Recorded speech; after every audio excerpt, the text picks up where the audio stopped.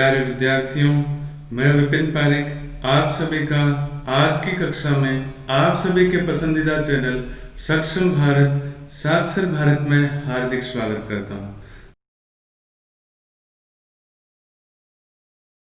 विद्यार्थियों, आज की कक्षा में हम जानेंगे इनडायरेक्ट स्पीच के इंपेरेटिव टाइप के सेंटेंसेस के बारे में।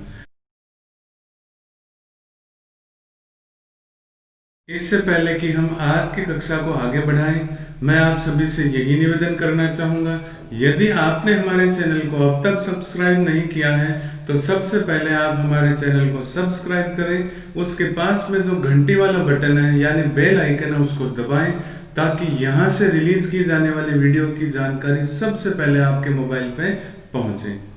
तो आइए विद्यार्थियों, शुरू करते हैं आज का वीडियो। आज हम जानेंगे इनडायरेक्ट स्पीच इंपेरेटिव टाइप के सेंटेंसेस के बारे में, जिसमें हम जानेंगे इंपेरेटिव टाइप के वाक्य किस प्रकार बनाए जाते हैं, इनकी पहचान के बारे में हम जानेंगे, इनके सूत्र के बारे में हम जानेंगे और इनके नियमों के बारे में हम जानकारी प्राप्त करेंगे आज के वीडियो में। विद्यार्थियों, जैसे कि आप अपनी स्क्रीन पर देख पा रहे हैं, एक मैंने चार्ट तैयार किया है, एक प्रकार से रेखा चित्र मैंने तैयार किया है, जो रेखा चित्र आपको बताएगा इंपेरेटिव टाइप के वाक्यों के बारे में। इंपेरेटिव टाइप तीन प्रकार के होते हैं। पहला डू या वर्ब की फर्स्ट फॉर्म वाले, दूसरा डू नॉट वाले, तीसरा प्लीज या काइंडली वाले। तो इस चार्ट से आप आसानी से समझ गए होंगे कि इनडायरेक्ट स्पीच के अंदर इंपेरेटिव टाइप के जो क्वेश्चंस आते हैं वो तीन प्रकार से आ सकते हैं। अब चलते हैं आगे। अब हम जानकारी प्राप्त करेंगे डू या वर्ब की फर्स्ट टाइप वाले जो सेंटेंस होते हैं उनकी पहचान के बारे में।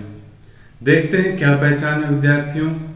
इसकी पहचान होती है प्रारंभ में, यानी कि जो डबल इन्वर्टेड कोमा वाला जो भाग होता है जिसको हम मेन सेंटेंस बोलते हैं या दूसरे शब्दों में कहते हैं अंदर का भाग, उसमें डबल इन्वर्टेड कोमा के तुरंत बाद में डू होगा या कोई अन्य वर्ब की फर्स्ट फॉर्म उसमें आएगी, और जब वो वाक्य पूरा हो जाएगा तो अंत में फुल स्टॉप होगा यानी कि पूर्ण विराम होगा।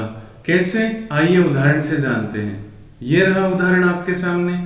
ही said to me do this work now. इसमें आप देख रहे होंगे विद्यार्थियों, डबल इन्वर्टेड कोमा के अंदर जो सबसे पहला जो वर्ड है पिंक कलर में वो है डू, यानी कि ऐसे वाक्यों की शुरुआत हमेशा डू से या वर्ब की फर्स्ट फॉर्म से ही होगी, और अंत में इसमें आप देख रहे होंगे पूर्ण विराम है। इसका मतलब ये हुआ कि ऐसे वाक्यों का एंड जो होगा वो फुल स्टॉप के साथ में होगा। आइए एक और उदाहरण लेते हैं विद्यार्थियों। He said to me clean this room। इस सवाल में भी आप ध्यान से देख पा रहे होंगे कि डबल इन्वर्टेड कोमा के बाद में सबसे पहला जो वर्ड है पिंक कलर में वो है क्लीन, यानी हमारे वर्ब की फर्स्ट फॉर्म से वाक्य शुरू हुआ है, और वर्ब की फर्स्ट फॉर्म से वाक्य शुरू होने के बाद जब ये खत्म हुआ है तो यहाँ पे पूर्ण विराम है, आप देख सकते हैं। तो कहने का मतलब जो डू या वर्ब की फर्स्ट फॉर्म वाले जो वाक्य होते हैं वो इस प्रकार से स्टार्ट होंगे और इस प्रकार से एंड होंगे। तो मेरे ख्याल में आप पहचान को अच्छी तरह से पहचान गए होंगे। आइए विद्यार्थियों, अब चलते हैं आगे नियम और सूत्र से संबंधित जानकारी प्राप्त करने के लिए।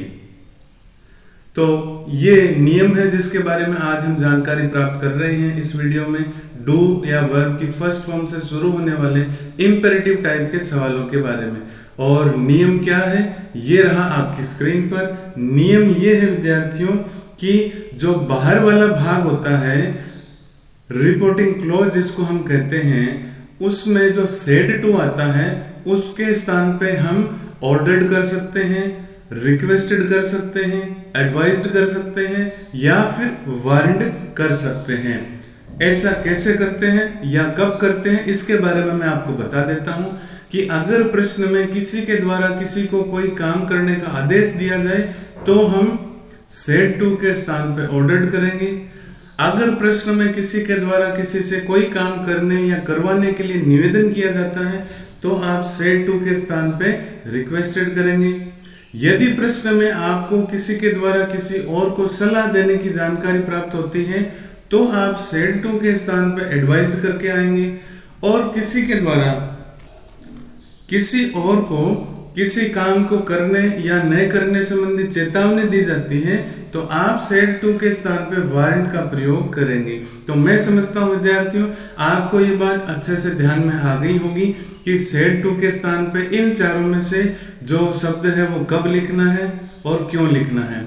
आइए जानते हैं एक और नियम के बारे में, वो है कोमा से संबंधित। अब तक हमने दो प्रकार के वाक्य देखे जिसमें से जो सिंपल सेंटेंसेस थे उनमें हम कोमा के स्थान पर दैट का प्रयोग करते थे और जो इंट्रोगेटिव सेंटेंसेस थे उनमें कोमा के स्थान पर इफ का प्रयोग या फिर WH वर्ड का प्रयोग किया जाता था। अब वाले जो सेंटेंसेस हैं यानी कि आज के जो सेंटेंसेस जिनका हम अभ्यास करना शुरू कर चुके हैं उनमें अगर कोमा आएगा तो हम कोमा के स्थान पर टू का प्रयोग करेंगे और टू के बाद में जो प्रश्न में वर्ब आएंगी वो वर्ब को हम वापस वैसा का वैसा रखेंगे, यानी टू प्लस फर्स्ट फॉर्म को हम ध्यान में रखेंगे। इसके अलावा विद्यार्थियों जो प्रोनाउन संबंधी या वर्ब चेंज संबंधी या आपके टाइम चेंज करने संबंधी जो नियम है जो शुरू में आपको बताए थे वो सारे नियम वैसे के वैसे ही आपको फॉलो करने हैं, उनमें किसी प्रकार का कोई परिवर्तन नहीं होगा। यानी कि जहां प्रोनाउन चेंज करने की जरूरत है वहां प्रोनाउन चेंज करेंगे और जहां आपको अन्य चेंजेस करने की आवश्यकता होगी वहां आप वो चेंज वैसे ही करेंगे जैसे आप पहले करते थे। आइए चलते हैं उदाहरण हल करने की ओर। ये रहा विद्यार्थियों पहला उदाहरण, ताकि आप आसानी से समझ पाओ कि इंपेरेटिव टाइप को हल करना कितना आसान है। He said to me, do this work now। इस सवाल में जो सबसे पहले हमें चेंज करना पड़ेगा वो करना पड़ेगा सेड टू में। आप देख रहे हैं जिसको चेंज करना है उसको मैंने बॉक्स में पहले से डाल के रखा है ग्रीन कलर में, और सेड टू को जो चेंज करेंगे हम करेंगे ऑर्डर्ड में, और ऑर्डर्ड को मैंने सर्किल बना के रखा है, अंडाकार आकृति में मैंने उसको डाल के रखा है ताकि आप अलग से उसको पहचान जाएं। और आपकी सुविधा के लिए मैं यहाँ पे तीर का निशान भी लगा देता हूँ।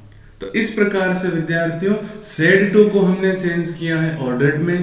कोमा जो है जिसको मैंने रेड कलर में रखा है उस कोमा को हमने नियमानुसार बदला है टू में, यानी कोमा का हमने टू किया। इसके लिए भी मैं यहाँ पे तीर का निशान लगा देता हूँ ताकि आप अच्छे से समझ पाएं।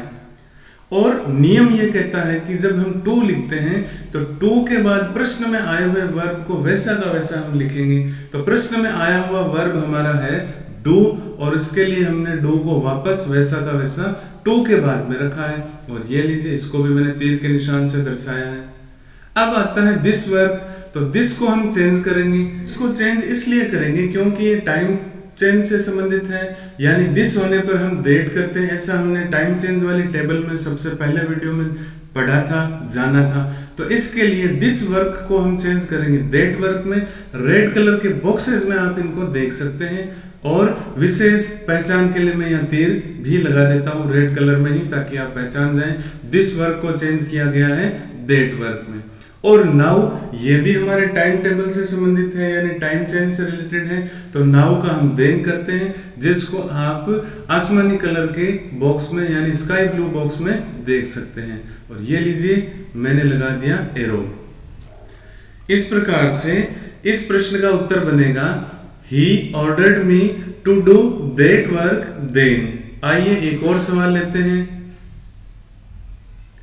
यह सवाल है विद्यार्थियों He said to Mohan, wash your hands। तो सबसे पहले हम चेंज करेंगे said to का। said to को हम बदलेंगे ordered में, क्योंकि हम ऐसा मानते हैं किसी ने मोहन से कहा है कि अपने हाथों को धोइए, यानी उसको आदेश देते हुए कहा है कि तुम्हें अपने हाथ धोने हैं। तो ये मानते हुए हमने said को बदला है ordered में। आप ब्लू कलर के बॉक्सेस में भी देख सकते हैं और ये मैं एरो लगा देता हूँ यहाँ पे। इस एरो से भी आप समझ सकते हैं कि said to को किसमें चेंज किया गया है। उसके बाद बारी आती है कोमा को बदलने की। रेड कलर में कोमा है जिसको हम बदलेंगे टू में। टू के बाद प्रश्न में आए हुए वर्ब को हम वैसा का वैसा टू के बाद रखेंगे। हमने प्रश्न में आए हुए वर्ब वॉश को टू के बाद में रख दिया, यानी टू प्लस फर्स्ट फॉर्म वाला नियम हमने फॉलो किया यहाँ पे। इसके बाद बचता है योर हैंड्स। इस योर हैंड्स में योर जो है आपका प्रोनाउन है, सेकंड पर्सन का प्रोनाउन है।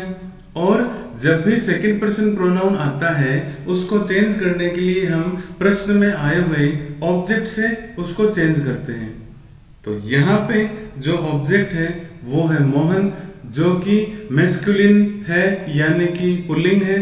पुल्लिंग होने पर हम इस मोहन को मानेंगे ही। और जिस प्रकार से यू का दूसरा रूप होता है योर, दूसरा भाग होता है योर, ठीक उसी प्रकार से ही का दूसरा भाग हिज मानते हुए हम योर के स्थान पे हिज करेंगे और इस प्रकार से योर हैंड्स का बन जाएगा हिज हैंड। आप पिंक कलर के बॉक्सेस में देख सकते हैं और साथ में एरोज मैंने लगा रखे हैं, तो इन एरोज के माध्यम से भी आप समझ सकते हैं इस बात को। इस प्रश्न का इंपेरेटिव टाइप का इनडायरेक्ट स्पीच का आंसर बनेगा He ordered Mohan to wash his hands. He ordered Mohan to wash his hands. आइए विद्यार्थियों एक और प्रश्न देखते हैं फटाफट से। अब चलते हैं आगे। तीसरा प्रश्न है विद्यार्थियों, The teacher said to Ram, work hard. इस प्रश्न में हम चेंज करेंगे सबसे पहले प्रश्न में आए हुए said to को, जिसको मैंने ग्रीन कलर के बॉक्सेस में रखा आपके लिए। एक तरफ मैंने बॉक्स बना रखा है ऊपर प्रश्न में, और जो चेंज किया है मैंने सेड टू को एडवाइस में, उसको मैंने सर्किल में बदल रखा है ताकि आप अलग अलग प्रकार की आकृति देख करके भी समझ जाएं और आपको अच्छे से समझ में आए। इसके लिए मैं तीर का निशान भी यहाँ लगा देता हूँ। तो समझ गए होंगे विद्यार्थियों, सेड टू बदला जाएगा इस प्रश्न में एडवाइज्ड में। क्यों? क्योंकि हम ये मानते हैं कि इस प्रश्न में जो टीचर है वो राम नामक स्टूडेंट से कहता है कि वर्क हार्ड यानी कि कठिन मेहनत करो। टीचर के द्वारा राम को कठिन मेहनत, कठिन परिश्रम करने की सलाह दी जाती है, इसलिए हम सेड टू का एडवाइज करते हैं और इसीलिए हमने सेड टू का यहाँ पे एडवाइज्ड किया है। कोमा जो है रेड कलर में, उस कोमा को हमने चेंज किया है टू में। तो यहाँ आप तीर के निशान से भी देख सकते हैं कोमा बदला गया है टू में। प्रश्न में जो वर्क आया है वर्ब के रूप में, क्रिया के रूप में, उस वर्क को, उस क्रिया को हमने टू के बाद में वैसा का वैसा रखा है, आप देख लीजिए। तो टू प्लस वर्ब की फर्स्ट फॉर्म वाला नियम हमने लगा दिया। अब जो अन्य शब्द बचा वो चेंज करने योग्य नहीं है, इसके लिए उसको हम वापस उतार देंगे। तो इस प्रकार से इस प्रश्न का उत्तर बनेगा The teacher advised Ram to work hard। तो मैं समझता हूँ विद्यार्थियों इन तीनों प्रश्नों के माध्यम से आप अब तक ये समझ चुके होंगे कि इनडायरेक्ट स्पीच में इंपेरेटिव टाइप के फर्स्ट वाले जो सेंटेंसेज हैं उनको हल करना कितना आसान है। आइए मैं कुछ और सवाल ले लेता हूँ फटाफट से।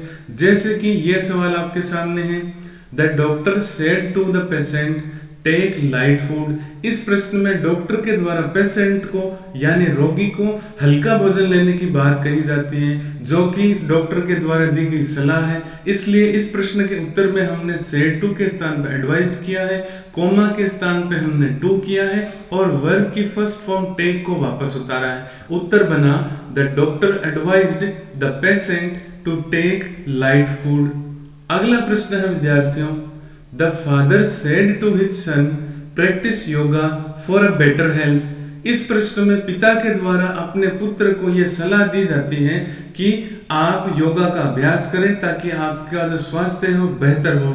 तो हमने इस प्रश्न में सेड टू के स्थान पे फिर से एडवाइज्ड किया है और कोमा का हमने डू किया है और वर्ब जो है हमारे प्रश्न की यानी जो क्रिया जो है हमारे प्रश्न की प्रैक्टिस, उसको हमने टू के बाद में रखा नियमानुसार। तो इस प्रश्न का उत्तर बना the father advised his son to practice yoga for a better health. एक और प्रश्न है विद्यार्थियों आपके स्क्रीन पर, the captain said to his soldiers attack on the enemies.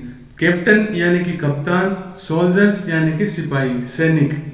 तो किसी सेना के अंदर जो सैनिक हैं, सिपाही हैं, उनकी टीम के कैप्टन ने उनसे कहा, कप्तान ने उनसे कहा कि शत्रुओं पर आक्रमण कर दो। और ऐसी बात जिसमें आप किसी को आक्रमण करने के लिए कहेंगे तो जाहिर सी बात है इसमें आप आदेश ही देंगे, निवेदन या सलाह तो आप देंगे नहीं। तो इसमें कप्तान के द्वारा सिपाहियों को आदेश दिया गया है कि शत्रुओं पर आक्रमण करो। तो यहाँ पे हमने किया है सेड टू के स्थान पे ऑर्डर्ड, जिसको आपको पिंक कलर से मैंने दर्शाने का प्रयास किया है। कोमा के स्थान पे किया है टू और टू के बाद प्रश्न में आए हुए वर्ब को हमने टू के बाद में रखा है। तो ये हो गया टू अटैक। पूरा उत्तर बना the captain ordered his soldiers to attack on the enemies. तो विद्यार्थियों, इन 6 उदाहरणों के माध्यम से मैं समझता हूं कि आपने अगर मुझे ध्यान से सुना है, चेंजेस कैसे होते हैं इसको ध्यान से स्क्रीन पर देखा है, वीडियो को पूरा कंसंट्रेशन के साथ आपने देखने, सुनने और समझने का प्रयत्न किया है, तो आज इंपेरेटिव टाइप के सेंटेंसेस 100% आपके जहन में उतर चुके हैं और कभी भी आप किसी भी प्रकार की गलती इन प्रश्नों को हल करने में नहीं करेंगे, ऐसा मेरा मानना है। विद्यार्थियों, आपके और अभ्यास के लिए मैंने कुछ सवाल तैयार किए हैं जो इस वक्त आपकी स्क्रीन पर है, आप देख सकते हैं।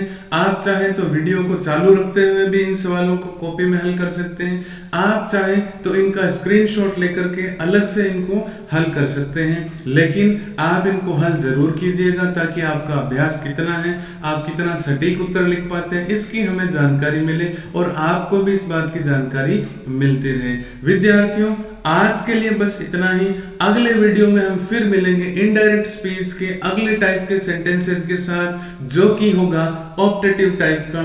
तो आज के लिए मुझे दीजिए इजाजत, मिलते हैं अगले वीडियो में एक इंटरेस्टिंग टॉपिक के साथ। अब तक आपने जो हमारा वीडियो ध्यान से देखा, हमारे वीडियो को अच्छे से आपने लाइक किया, इसके लिए आपका हृदय से धन्यवाद।